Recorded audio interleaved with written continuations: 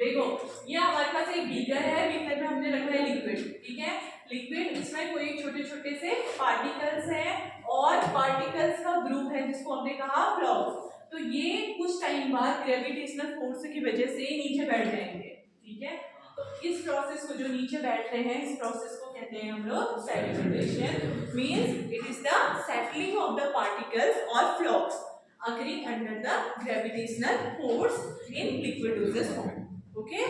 और इस सेडिमेंटेशन को, कितना सेडिमेंट हुआ मतलब उसके रेट को, ठीक है, कितने पार्टिकल्स नीचे बैठे या कितने फ्लॉक्स नीचे बैठे, उसके बारे में कौन बताता है हमें? Stokes law.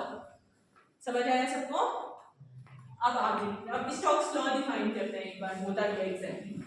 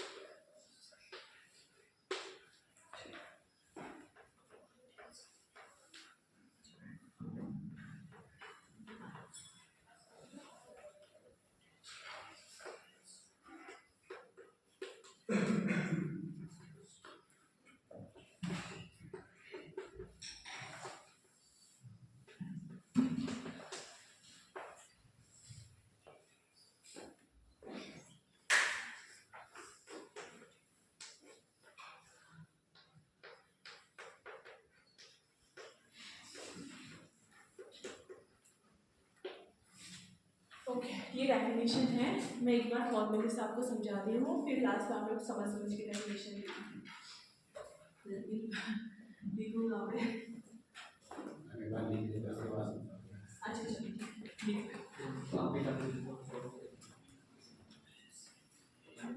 एक बार डेफिनेशन लिख लो, फिर मैं समझाऊंगा।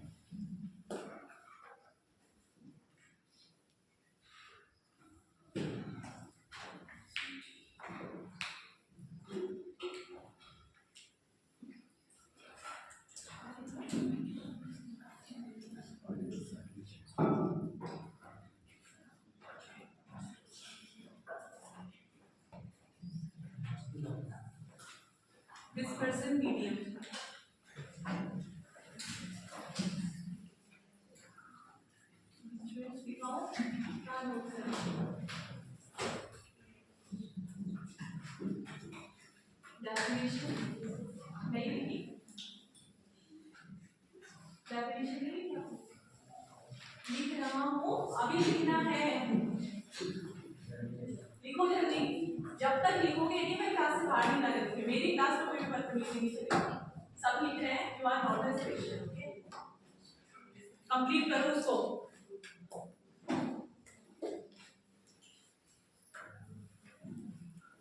लिख के दे मुझे उसे।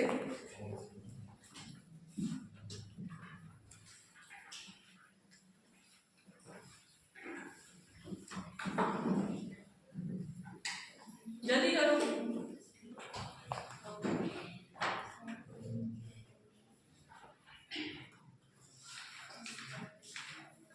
इरेज कर रही हो, थोड़ा बगल वाले से लिख लेना।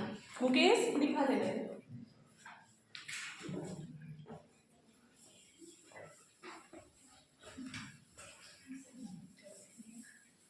इसका एक फॉर्मूला होता है, फॉर्मूला से मैं आपको समझाऊंगी, फिर डेफिनेशन आप खुद समझ जाओगे। अल्लाह नहीं करो। देखो फॉर्मूला है v equals to d square, equal भी मत लिखो,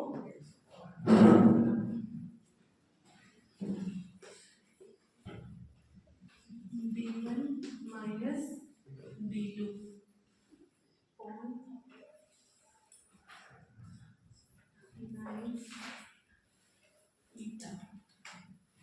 ये है हमारी इक्वेशन, ओके। अब इन सब लोगों से इंट्रोड्यूस कराती हूँ मैं आप लोगों को, ठीक है। v क्या है, d क्या है, कैपिटल स्मॉल d1 d2 क्या है।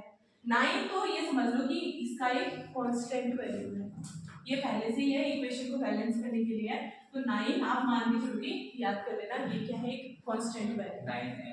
9 n लिखेंगे, इसको कहते हैं ईटा। केमिस्ट्री पढ़ी, सॉरी फिजिक्स पढ़ी है, उसमें ये यूज होता था ना कभी कभी, एन टाइप का था, ईटा कहते हैं इसको, ठीक है। अब मैं बताती हूँ ये इसका मतलब क्या है, किसको क्या कहते हैं। देखो जो ये v है, v का मतलब होता है वेलोसिटी, हाँ, या फिर रेट, वेलोसिटी या फिर रेट ऑफ किसका, सेडिमेंटेशन। हमने क्या सेडिमेंटेशन ही का तो रेट देख रहे हैं ना हम, तो जो हम सेडिमेंटेशन, कितना सेडिमेंट हुआ है, कितना पार्टिकल नीचे बैठा है, उसी के बारे में हम किसमें पढ़ते हैं, इस लॉ में पढ़ते हैं। तो उसको हम डिनोट करते हैं किससे, v से। v मतलब रेट ऑफ सेडिमेंटेशन या फिर वेलोसिटी ऑफ सेडिमेंटेशन। v सबको समझ आया। देखो अगर वो ये वाला जो साइन होता है, इस साइन को कहते हैं डायरेक्टली प्रोपोर्शनल। आप लोगों ने पढ़ा होगा ना फिजिक्स में अपने, तो जो भी इसके सामने होगा उसका क्या मतलब होता है, अगर ये बढ़ेगा तो ये भी बढ़ेगा, ये घटेगा तो ये भी घटेगा। ये जस्ट इसके सामने कौन कौन है, d है, d1 और d2, कैपिटल D है, छोटा d1 और d2। तो अगर इनमें से कुछ भी चीज बढ़ता है इसका मतलब ये बढ़ेगा, अगर ये बढ़ रहा है तो इन सबको भी बढ़ना होगा। पूरे का फॉर्म में है, हाँ ये इसके पूरे का फॉर्म है, ठीक। और जो इसके नीचे है वो क्या हो गया, इनवर्सली प्रोपोर्शनल। मतलब अगर ये बढ़ेगा तो ये घटेगा, ये घटेगा तो ये बढ़ेगा, ये दोनों सेम होंगे, एक बढ़ेगा तो दूसरा बढ़ेगा, लेकिन ये दोनों क्या होते हैं, अपोजिट। ये बढ़ेगा तो ये घटेगा। कितना समझ आया सबको? जिसको इतना नहीं समझ आया मुझे अभी बताओ, क्योंकि मैं पूरी इक्वेशन सॉल्व करवाऊंगी आगे। किसी को ऐसा कोई है जिसको इतना समझ नहीं आया? पक्का सबको? आपको नहीं आया? ओके देखो, v समझ आया, v क्या होता है, रेट, किस रेट से सेडिमेंट हो रहा है उसको v कहते हैं। ये जो साइन है इसका मतलब होता है डायरेक्टली प्रोपोर्शनल, ठीक है, डायरेक्टली प्रोपोर्शनल। मतलब इस साइन के सामने जो भी चीज होगी, अगर ये बढ़ रहा है, अगर v बढ़ेगा यानी रेट ऑफ सेडिमेंटेशन, अगर सेडिमेंटेशन बढ़ रहा है तो ये चीजें भी बढ़ रही होंगी। अगर सेडिमेंटेशन घट रहा है तो उसके जो सामने है वो चीजें भी घट रही होंगी। कितना समझ आया? सामने वाले जैसा एक करेगा वैसा ही दूसरा वाला भी करेगा, ओके, जैसे आप लोग हो, ठीक है, जैसे आप हैं फर्स्ट सीट में और सिमरन है फर्स्ट सीट में, आप दोनों एक दूसरे के डायरेक्टली प्रोपोर्शनल हो। अगर आप खड़े हो रहे हैं तो सिमरन भी खड़े हो रही है, आप सिमरन बैठ रही है तो आप भी बैठ रहे हो, मतलब जो आप कर रहे हो वो भी ये भी कर रही है, एक दूसरे के आमने सामने, तो ये है डायरेक्टली प्रोपोर्शनल। अभी समझ आया? इनवर्सली प्रोपोर्शनल मतलब जैसे आप हो और हिमानी है, आप दोनों साथ साथ हो लेकिन आप ऊपर नीचे हो, आप खड़े हो रहे हो तो हिमानी बैठेगी, हिमानी खड़ी होगी तो आप बैठोगे। समझ आया? ये हो गया इनवर्सली प्रोपोर्शनल। ये इसके नीचे है जो ये इनवर्सली प्रोपोर्शनल, और ये सामने है तो डायरेक्टली प्रोपोर्शनल। बेसिक है, सब में पढ़ा है, ठीक। इस साइन का मतलब पता चल गया? ओके। डी मतलब क्या होता है? डेंसिटी। मालूम नहीं। डायामीटर क्या होगा? डायामीटर। जैसे ये कोई सर्कल है, ये कोई सर्कल है, इसका इधर से इधर तक का ये कितना होगा? ये क्या है? डायामीटर।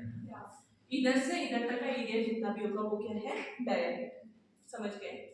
जैसे मेरे पास ये सर्कल है, ठीक है, और इधर से इधर तक का जैसे 2 सेंटीमीटर का मेरे पास इधर से इधर तक की जो लंबाई है ये कितनी है? 2 सेंटीमीटर है, तो ये डायामीटर। ओके, तो ये समझ आ गया डायामीटर किसको कहते हैं। अब इस वाले भाषा में बात करूँ तो जैसे मेरे पास एक ड्रग का छोटा सा पार्टिकल है, इस पार्टिकल में इधर से इधर तक का जो भी एरिया होगा वो क्या है? उसका डायामीटर। सबको समझ आया? कैपिटल डी डायामीटर, डायामीटर का स्क्वायर करते हैं, ठीक है। उसके बाद D1 और D2, ये जो छोटा d है ये है हमारा डेंसिटी, ठीक है, इसको मैं लिख देती हूँ, ये है हमारा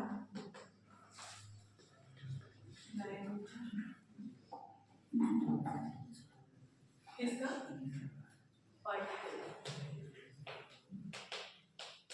पार्टिकल का डायमीटर है ये।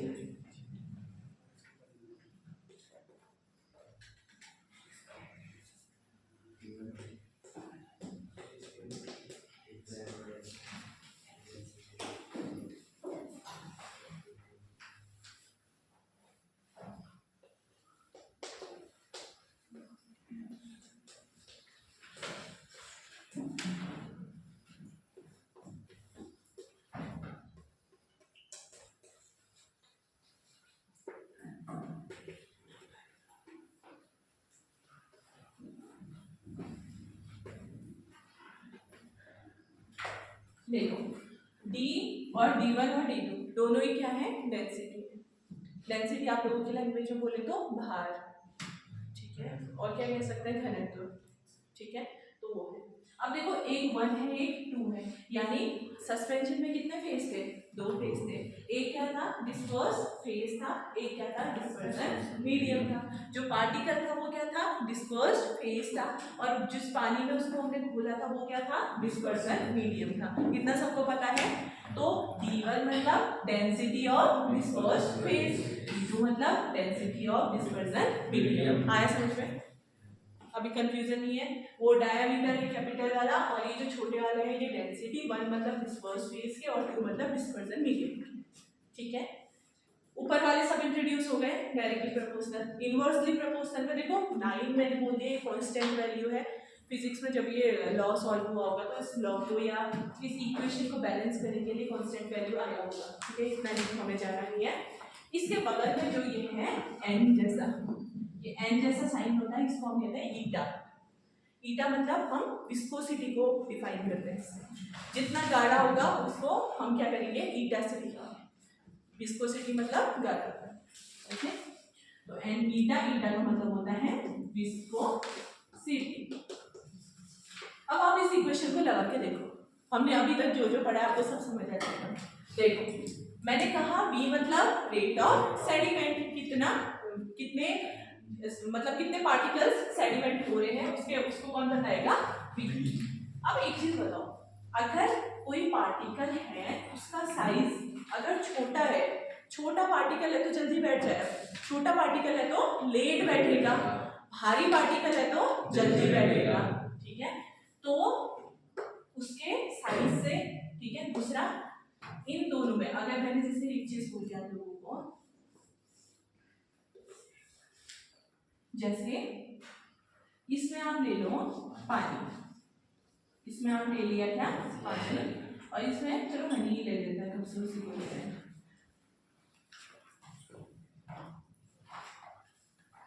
ठीक है, इस वाले देखो एक बीकर है हमारे पास, इसमें हमने लिया पानी, एक बीकर में हमने ले ली हनी। ठीक है, अब हनी ज्यादा गाढ़ी है, पानी पतली है, सबको पता है।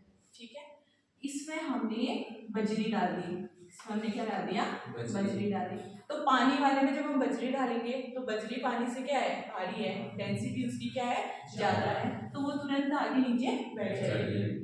दूसरा वाला है, इसमें अगर तुम बजरी डालो तो ये दोनों की डेंसिटी लगभग करीब है, मतलब इसकी भी ज्यादा है तो इसकी भी ज्यादा है, मतलब दोनों के आसपास ही है, ज्यादा डिफरेंस नहीं है दोनों की डेंसिटी में, एक बहुत ज्यादा एक बहुत कम ऐसा नहीं है, दोनों की क्या है, आसपास है। इस वजह से ये तुरंत नीचे आके नहीं बैठेगी, इसको बैठने में समय लगेगा। ठीक है, तो इससे क्या समझ आ रहा है कि डेंसिटी दोनों की, सॉलिड और लिक्विड की आसपास होनी चाहिए, मतलब एक चेंज नहीं होना चाहिए, एक बहुत ज्यादा और एक बहुत कम ऐसा भी नहीं होना चाहिए। अगर सपोज तुम्हारे पास ये एक सॉलिड है, इसकी डेंसिटी बहुत ज्यादा है, ठीक है, और जो ये वाटर है इसकी डेंसिटी कम होगी, तो अगर आप इसको डालोगे तो ये तुरंत नीचे बैठ जाएगा, तो हमें ऐसा चाहिए नहीं, हमें क्या चाहिए कि अगर इसकी डेंसिटी ज्यादा है तो इसकी भी डेंसिटी जो है, जो लिक्विड है, इसकी भी डेंसिटी ज्यादा होनी चाहिए, लगभग ये लोग करीब होनी चाहिए डेंसिटी में। ठीक है, प्लस माइनस, मतलब जैसे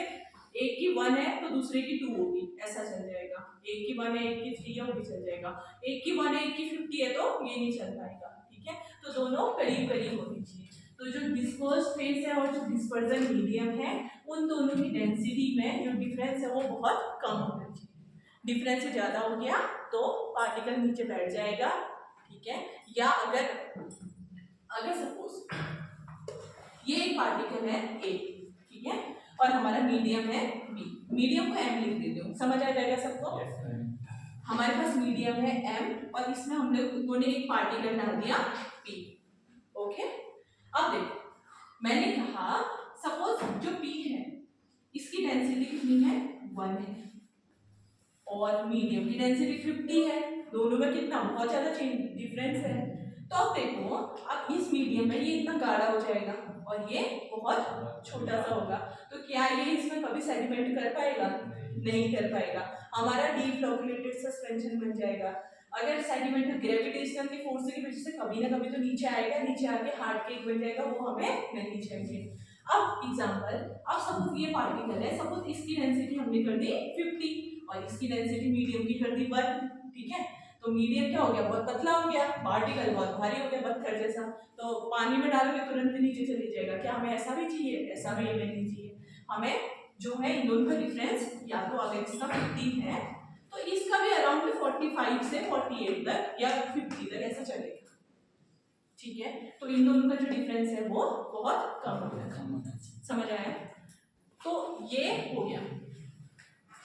अब देखो, अब मुझे कोई बताओ, अगर रेट ऑफ सेडिमेंटेशन ज्यादा है, रेट ऑफ सेडिमेंटेशन ज्यादा हो रहा है, मतलब पार्टिकल नीचे बैठ जा रहे हैं, तो उसका डायमीटर कैसा होता होगा, बड़ा होगा, तो तुरंत नीचे बैठ जा रहा है, और डेंसिटी डिफरेंस भी ज्यादा होगा, ऑब्वियसली तभी वो नीचे बढ़ जा रहा है। मैंने कहा एक बढ़ रहा है तो दोनों बढ़ रहे हैं। अब देखो, रेट ऑफ सेडिमेंटेशन मेरा कम है, ठीक है, कम है, अब नीचे बैठ नहीं रहा, तो इसका मतलब डायमीटर कम होगा, छोटा सा होगा, ऊपर ही तैर रहा है, और डेंसिटी डिफरेंस कम होगा, ऑब्वियसली। ठीक है, तो इससे समझ आ गया कि ये डेंसिटी डिफरेंस क्या होना चाहिए, प्रॉपर होना चाहिए, डायमीटर ये सब क्या होंगे, अगर ये बढ़ेगा तो ये सब बढ़ेंगे, ये घटेगा तो ये सब घटेंगे, ये वाली चीज समझ आई। अब इनवर्सली प्रोपोर्शनल वाला क्या है, मैंने कहा अगर जो लिक्विड है, जो मीडियम है, उसको अगर गाढ़ा कर दो तो कोई भी चीज नीचे बैठ पाएगी, नहीं बैठ पाएगी। अगर रेट ऑफ सेडिमेंटेशन ज्यादा है, नीचे जल्दी बैठ जा रहा है, तो इसका मतलब उसकी विस्कोसिटी कम होगी, विस्कोसिटी ज्यादा है तो रेट ऑफ सेडिमेंटेशन कम होगा, तो ये इनवर्सली प्रोपोर्शनल हो गया, डायरेक्टली प्रोपोर्शनल हो गया। आया समझ में? किसको समझ नहीं आया? बहुतों को समझ नहीं आया, मुझे पता है, एक तो संजय सॉन्ग को समझ नहीं आया, और गरिमा को नहीं आया, और ठीक है निकी को, और करण, सकल दिखाएं, प्रियांशु, चलो मैं समझा। देखो, इससे आपको क्या समझ नहीं आया ये मैं बता दो, पूरा ही समझ में आया? पूरा ही?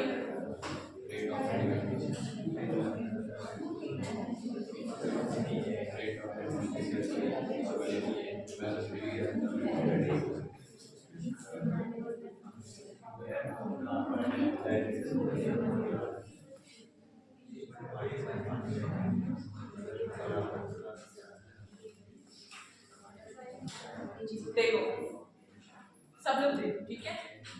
मैंने कहा ये मेरी इक्वेशन, ठीक है।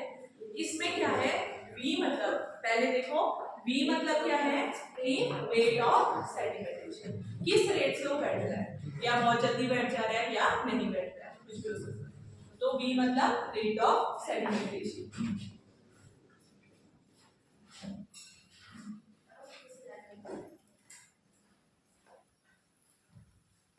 v मतलब रेट ऑफ सेडिमेंटेशन, ठीक है।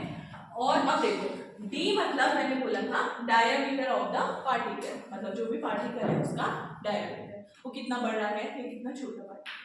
डायमीटर कम है मतलब पार्टिकल छोटा है, डायमीटर बड़ा है मतलब पार्टिकल बड़ा है। उसके बाद d जो छोटा d है वो मैंने कहा था वो क्या होती है, डेंसिटी। जो सस्पेंशन होता है उसमें दो फेज होते हैं, डिस्पर्स्ड फेज और डिस्पर्जन मीडियम। तो डेंसिटी ऑफ डिस्पर्स्ड फेज और डेंसिटी ऑफ डिस्पर्जन मीडियम। तीसरा नीचे 9 कांस्टेंट वैल्यू छोड़ दो, ईटा, ईटा मतलब विस्कोसिटी। मैंने कहा जो आमने सामने होंगे, अगर एक बढ़ेगा तो दूसरा बढ़ेगा, एक घटेगा तो दूसरा घटेगा, और जो नीचे होगा एक बढ़ेगा तो दूसरा घटेगा, दूसरा घटेगा तो पहला बढ़ेगा, यानी इनवर्सली प्रोपोर्शनल होंगे। इतना सबको समझ आ गया?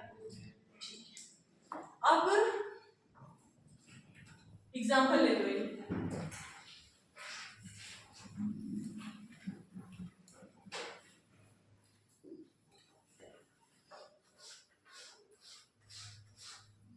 ये आपका है क्या, पानी,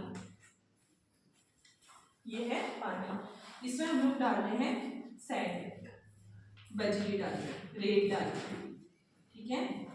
ये क्या है, सैंड। अब एक चीज बताओ, जैसे हमने इसके अंदर सैंड डाली, अगर आप पानी में अगर आप लोग रेत डालोगे तो क्या होगा, रेत नीचे बैठ जाएगी, ये सबको पता है, ठीक है। इसका क्या मतलब हो सकता है, जो रेत है वो ज्यादा घन होगी, उसका घनत्व ज्यादा होगा, किससे, पानी से होगा ना। अगर रेत है, अगर रेत क्या होगी, सपोज ये अगर रेत 50 है तो पानी 1 होगा, यानी डेंसिटी में बहुत ज्यादा डिफरेंस होगा, एक बहुत ज्यादा होगा दूसरा बहुत कम है। ऑब्वियसली रेत बहुत ज्यादा घनी है और पानी जो है बहुत ज्यादा कम डेंसिटी का है, इस वजह से ये डूब जा रहा है, पहली संभावना हो सकती है। और क्या हो सकता है, रेत का पार्टिकल साइज बड़ा है, तो ये बड़ा होगा तो ये तुरंत नीचे बैठ जाएगा, ठीक है। और क्या हो सकता है, अब पहले इतनी चीज समझते हैं। अब रेत का नीचे बैठना उसको हम कह रहे हैं V, और रेत का जो साइज है, जो डायमीटर है वो बड़ा है, उसको हम कह रहे हैं D, ठीक है। और D1 मतलब रेत की जो डेंसिटी है वो 50 थी, और जो पानी है उसकी डेंसिटी कितनी है, 1 है, यानी उन दोनों की डिफरेंस भी क्या है, बहुत ज्यादा है ना, डिफरेंस भी बहुत ज्यादा। तो इससे क्या पता चला कि रेत तुरंत बैठ जा रही है, क्यों, क्योंकि उसका पार्टिकल साइज बड़ा है और उन दोनों के बीच में डेंसिटी का डिफरेंस ज्यादा है। आया समझ में? रेत जल्दी बैठ जा रही है क्योंकि वो बड़ी है, उसका जो डायमीटर है वो बड़ा है, और उन दोनों के बीच में जो रेत और पानी के बीच में जो डेंसिटी है उसका गैप भी क्या है, बड़ा है। तो इतना समझ आया, एक बड़ा है तो ये वाले भी बढ़ गए। दूसरा, अब इसमें जो पानी है उसकी विस्कोसिटी बहुत कम होती है, गाढ़ा होता है पानी, नहीं होता, पानी पतला है, ये कम है तो ये ज्यादा हो गया। रेट ऑफ सेडिमेंटेशन, जो बजरी है वो नीचे जल्दी बैठ जा रही है क्योंकि पानी कम गाढ़ा है। अब समझ आया, ये कम ये ज्यादा, ये ज्यादा तो ये सारे ज्यादा, अभी समझ आया। दूसरा एग्जाम्पल लेते हैं, एक और बीकर ले लिया, मेरा मन नहीं करता इसको देखने का, मैं नया बीकर लूंगी, ठीक है। अब इसमें मैंने हनी डाल दी, चलो हनी का कलर अलग कर देते हैं, किस कलर की होती है येलो, वो